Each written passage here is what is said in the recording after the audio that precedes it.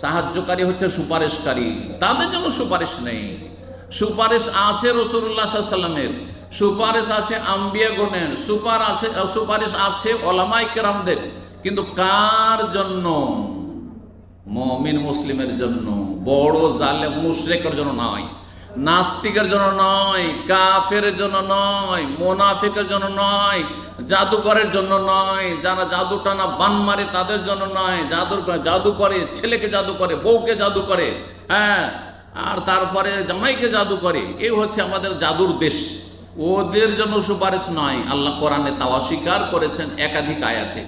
মহান আল্লাহ বলছে ফামা তানফাউ শাফাতুশ শাফিন, এদের ক্ষেত্রে কারো সুপারিশ কাজে আসবে না।